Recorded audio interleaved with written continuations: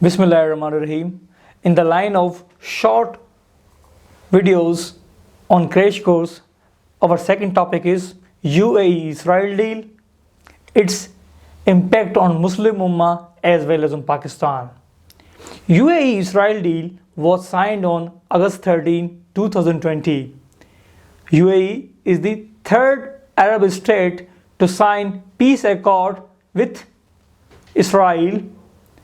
First of all, it was Egypt that signed peace accord with Israel in 1979. Second, it was Jordan which signed peace accord with Israel in 1994. Now it's UAE which signed Abraham Accord with Israel on August 13, 2020. And it is the first Gulf state to sign peace, and it is the first Gulf state to recognize Israel. Now, what are the dividends for UAE as well as for Israel in this deal? Israel wants to establish a strategic partnership with a number of Middle East countries, and this accord will provide a number of benefits to UAE too.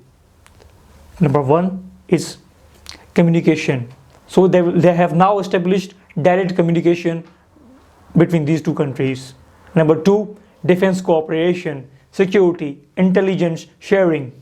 Number three, it's diplomatic ties. They have now established diplomatic ties at the ambassador level, and they will also invest in the infrastructure projects. They will also start direct flights, which have already been started in the August.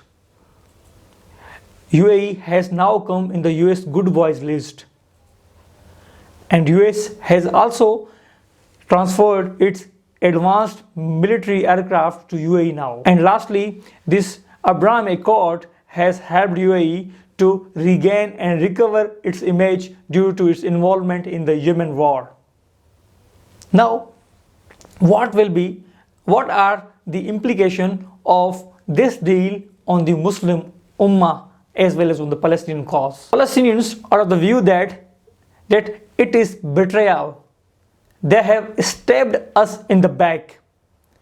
UAE has signed this accord without discussion on the seized land by Israel, and it has also lost the confidence of Palestinians on UAE, Middle Eastern countries as well as on USA. What was the Muslim Ummah's response on this deal?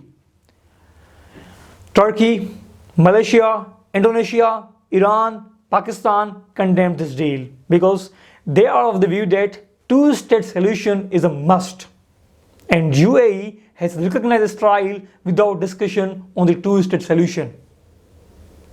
Iran says that it is betrayal to Islam. Turkey was of the view that it has lost the confidence of two-state solution.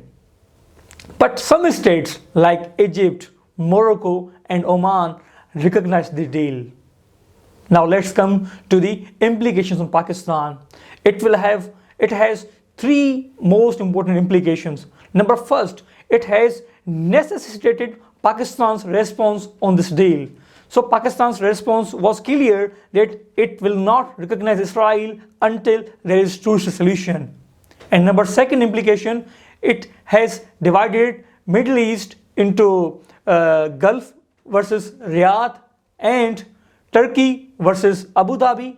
It has also impacted on Pakistan because Pakistan has strategic ties with Saudi Arabia, and on the other hand, Pakistan is geographically connected with Iran. So Pakistan will be in the dilemma that how to address this, how to respond to this issue due to its strategic partnership with Saudi Arabia and its geographical proximity with Iran. And number third, it has given rise to the Indian stance over Kashmir, क्योंकि India का जो relation है middle east के साथ बहुत ही अच्छा है और इसराइल के साथ तो इससे ज़्यादा बेहतर अच्छा था।